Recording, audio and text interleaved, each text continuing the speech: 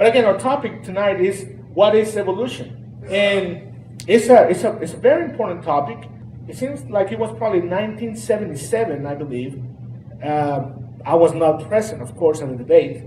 But Thomas Warren had a debate with Anthony Flew many years ago. I think it was 1977. Anthony Flew was the most respected atheist of the time. And he came all the way from England, and they met here in Texas, and they had a great debate. I don't know if you guys have seen or at least read the book or seen the videos, but if you have a chance, just go to YouTube, and you can Google or YouTube the Warren Flew debate about the existence of God. And I think Anthony Flew thought that he was going to face a Southern preacher that was just going to keep on quoting scriptures to him, and he had a surprise, because Brother Warren was a very learned man. He was a very intelligent man, but also a man that studied a lot of things, philosophy and all kinds of studies, including science. And he didn't know what he was going to face when he faced Brother Warren. But most of all, he didn't know what he was going to face because he was going to face the truth. The truth is that we are created by God. But in that debate, many years ago, not only they had a debate, but they followed with many other writing and debates on papers and things like that. But eventually, on that debate, let me see if I can get, there you go. The question was raised, where do we come from? And that's the main question that we have to answer, I guess, tonight, or during the next summer series that you're going to have here in Highland. You're going to be able to see where do we come from, which is the main question, I guess. Where do we actually begin? Or where are we going? Where is man coming from? And that is the most important question, I guess, to be answered in these next following lessons. There are two fundamentally different explanations for where do we come from. The first one, I guess, or not only for where we come from, but what is the origin of the universe? And not only that, but what is the origin of life in that universe? Because one thing is that we have this creation or this universe that we're still trying to study, but we don't know where it came from. And second, we don't know where the life that we find in this universe came from either. If it was not created by someone, if it evolved, then we need to answer these two questions, at least. Or we need to answer the third question, the origin of new types of varying life forms. Because not only we find the universe, we also find life in this universe, and we also find that there are many life forms that are changing in this universe, at least in our planet. Each of these explanations is a cosmogony, an entire world view. Notice that right there. It's an entire world view or philosophy of origins and destinies of life and its meaning. What I'm trying to get to this is that whenever we find explanation for these questions, that will create the perception that we have of our lives. That will change our perspective. And there's only two ways to see this creation. There's only two ways to see this universe. And that will modify the way that we live. Because if we don't believe in God, then why bother, right? If there's not a God in this universe, or that created this universe, then why should we try to do good with our lives? What is the purpose of doing the good with our lives? There's no meaning, And that's what a lot of people don't question themselves or don't ask themselves whenever they try to argue about evolution or creation. I mean, if there's no God, then there's no point on anything in this life. And there's no need for respect for each other. There's no need to do good. There's no need to love our children. There's no need to do anything. So we understand this then, that there's only two possible explanations for how or why are we here. Either we evolved from something, or we were created by someone. In the beginning, God created the heavens and the earth. That's what the Bible says. And whether you believe either one of these two, or which one you believe of these two, that will modify the way that you see life. And that's not the first time that we encounter this decision, right? If we believe in creation, we will live our lives in a certain way. If we believe in evolution, we will live our lives in a different way. If we believe in a God that created all these things that we see, then we will try to please God. But if we believe in evolution, there's no one to please, then we're most likely free to do whatever we want. And that's how people live their lives sometimes. The people that don't believe in God, they really have no purpose for why doing good with their lives. Why trying to do anything better in their lives. As a matter of fact, I don't really know why they bother, you know. Have you ever had a little debate with somebody that claims to be an atheist, for example? And most of the atheists actually are agnostics, right? It doesn't mean that they don't believe in God. It means that they don't know that there's a God, or whether there's a God or not. But they try to defend their point. And if you really think about it, what is the point of trying to defend your point if there's no God? If there's no God, why should we bother to wake up in the morning, right? If there's no God, why should we go to work? Why should we respect anybody? You know, it will be a whole different world. But the truth is that most of humankind believe that there is a higher being. They don't want to call it God or call him God. And just as Anthony Flew eventually, before he passed away, he admitted that there is a creator. He didn't say it was the God of the Bible.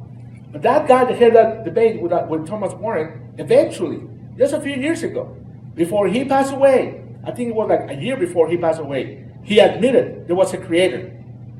It was too late for him. You know, all those years he lived alive without respect for God. And that is a very sad life. You know, it's a life without a purpose, really. It's a life without a meaning. Of course, then, if we believe that there's a creation and there's an evolution, or either one of those that we believe, that will modify our way of seeing life and our perspective. Now, evolution, if we wanted to give a definition of it, evolution comes from the term, the Latin word, evolver, or evolvere, which means literally to unroll, to unfold, or to change. The word evolution may be used legitimately to speak of a bud's development into a flower. Notice that. So whenever we see a flower growing, that is, in a way, a type of evolution. Or it can be also the metamorphosis of a butterfly. You know, whenever we see a caterpillar turning and evolving into a butterfly, we could call that evolution too. That's not what a lot of people mean by evolution, but it's a type of evolution, and we'll see that in a minute in a definition. And also, we can call evolution even the production of new varieties of organisms. However, this is not what the average person has in mind when he or she speaks of evolution. In everyday parlance, the word carries quite a different meaning. Now, there was a guy back in the 60s. His name was Gerald A. Kirkin. He was a renowned British physiologist and evolutionist, and he was the author of a very interesting book, The Implication of Evolution. It's a small book. It's a very powerful volume. He defines two different theories of evolution. The first one called the special theory of evolution. Now, what is the special theory of evolution? Well, it's a term, or he termed one of those special theory of evolution, because this is the kind of evolution, also known as microevolution. This is the kind of evolution to which practically all people subscribe, and over which there is no controversy. Now notice this. It suggests that limited change within narrow limits occurs throughout all living things. That means then that there's limited change in a very limited box that occurs on living things. So the things that are alive can evolve, in a sense, under this definition, this special theory of evolution. And here's what he meant by that. You ever heard of the Brangus cattle? It's the one on the right. And if you can tell, it's the combination, the perfect combination of Angus and Brahman, right? Is that how you say it, Brahman? Well, those two, whenever we breed them together, we'll get a Brangus kind of cow, I guess.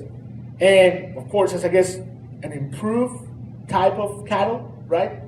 The same thing happens whenever we have this new breed of dogs, the cockapoo, I guess, is that how you say it? I'm not really an expert on dogs, but this one right here, which is the one on the right, don't get any ideas, Laura, we're not getting a puppy. But it's a mixture of the American Cocker Spaniel and the Poodle, right? So we mix those two together. Well, that is the special kind of evolution. And there's nothing wrong with that. That is something that God created. And it is amazing that even this proves that there is a God. Even this shows that God created us in a way that we can adapt, in a way that we can, in a way, improve ourselves. You know, if we were to go to Alaska, for example, we know we will find Eskimos, and they have little strings, little lines of ice, right? Because light is very bright over there because it reflects on the snow. They need to have less intake of light in order to see things, you know. Well, that is, in a way, some type of evolution. But this is not what a lot of evolutionists mean by evolution.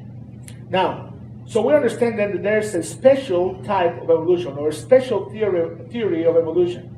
While the special theory of evolution allows for change within groups, it does not allow for change between groups. There's a difference in there.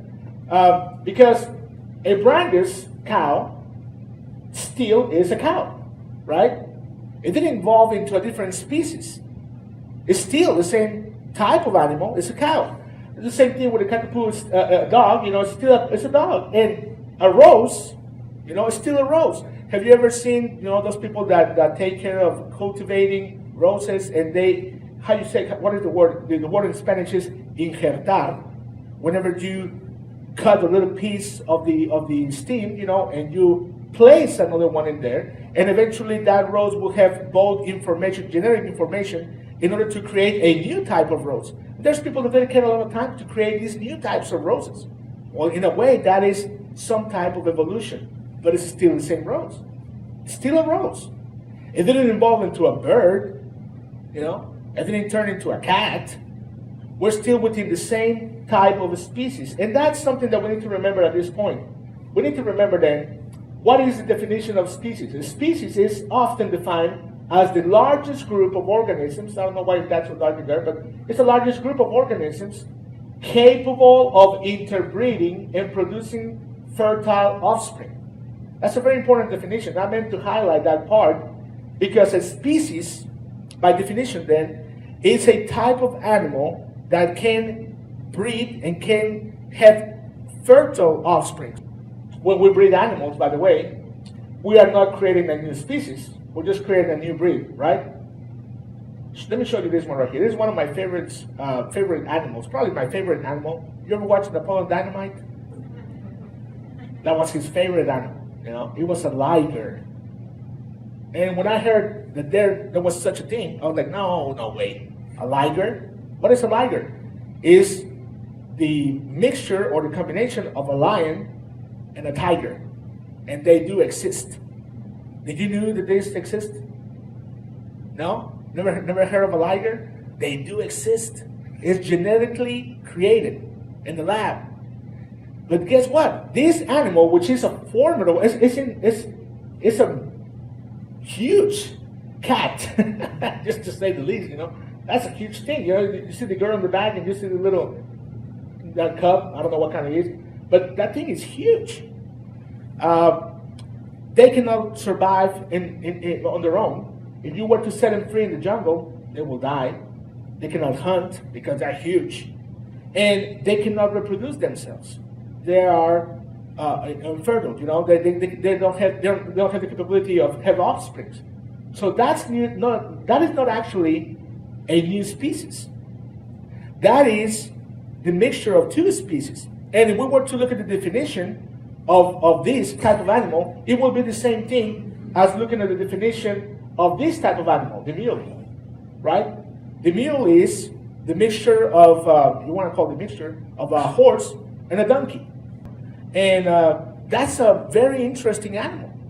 But you know that the mule cannot reproduce itself, right? They're not able to have offspring, you know, that's it. That's not a new species. It's just a mixture of these two. Okay, well, that is, in a nutshell, the definition of the special theory of evolution. But here's the second definition that Gerald Kirkett presented. Here is the general theory of evolution. And this is the one that I guess you guys are going to be discussing in the following weeks. But I wanted to make that distinction between these two because it is important to understand then, at this moment, at this time, that there is then a place where we can agree on the existence of evolution. There is an evolution, but it's called special evolution. And it happens just within limits of our species. It doesn't evolve into different species. We believe that God created all these species the way that we see them, right? He created felines and the dogs, the canines, and cattle, and the giraffes, and he created all these type of animals with their specific characteristics. We could go and study each one of them, and there are just amazing creatures out there that we don't even pay attention to. Have you heard of the bombardier beetle? It's one of the most amazing creatures that you can encounter. This little creature is a little beetle, and he pretty much has a machine gun in his body. He has a defense mechanism that shoots a type of fire. Now, don't think I'm going crazy. You can Google it too. You know? But what is this guy talking about? Dragons or something? No, it's a bombardier beetle. It's an amazing thing. It's a lot of creatures out there that we wouldn't even recognize, wouldn't even know they're out there. Do you know that we know more about what is in the surface of the moon than what is in the bottom of the ocean? We haven't even touched the edge of the knowledge that we need to acquire about our own planet. But okay, again, man, tries to look for explanations about different things without even looking at what God says. Now, let's take a look really quick at the general theory of evolution. In addition to the special theory, Dr. Kirkett also identified and defined and discussed what he termed the general theory of evolution, often referred to macro or as macroevolution. He said this, on the other hand, there is the theory that all the living forms, notice this, all the living forms in the world have arisen from a single source, which itself came from an inorganic form. That's very tricky. We'll see the easy reading on this in a minute. But this theory can be called general theory of evolution. This is what is referred to commonly as organic evolution or atheistic evolution, that means without God, right? Or simply evolution. Now that's the fancy way to say it. But there's a more realistic way to say it. Even when creationists agree on the definition, it truly sounds different when we say it. Now notice these creationists explaining the same thing. This general theory of evolution is the hypothesis, and I like that word, because have you noticed that we don't refer to the theory of evolution as the theory of evolution? We just refer to it as evolution now, and they give it as a fact. They teach it as a fact in our schools. They don't refer to it as the theory of evolution anymore. I remember when I was growing up in the 80s, right? In the 80s and the 70s, back in Mexico, when they were teaching us these kind of things, they would refer to it as the theory of evolution. Well, now they don't refer as a theory, they talk about it as the fact of evolution. Whoa, well, things change, It's been accepted as a fact. Well, it's the hypothesis that millions of years ago, notice this, lifeless matter acted upon by natural forces and gave origin to one or more million living organisms. Okay? So something that is lifeless over there gave life to something? How can something that is not alive create life? That's so, I don't know, I was going to say something, but it might not sound good, right? That's not smart, But science tries to tell us that this is what we're supposed to believe. Okay, which has since evolved into a living and extinct plants and to all living and extinct plants and animals, including men. The theory of evolution has to do with the origin of life and the origin of species, and should not be confused with the ordinary development or natural history of living plants and animals, which we study already, is the special theory of evolution, which we see all around us, and which is an entirely different phenomenon. In these wider aspects, the theory of evolution embraces the origin and development of the whole universe. So all living things supposedly come from the same source, which at the same time came from something that was not alive. Everything that we find right now that is alive came from one source, supposedly, on evolution. And that source, at a point, was not alive. But that makes no sense at all. That means that onions and humans come from the same source. That means that giraffes and cilantro come from the same source, but at the same time, that source was not alive at the time. That makes no sense whatsoever. Whoever's going to teach the rest of this series will have a chance to tackle all those questions.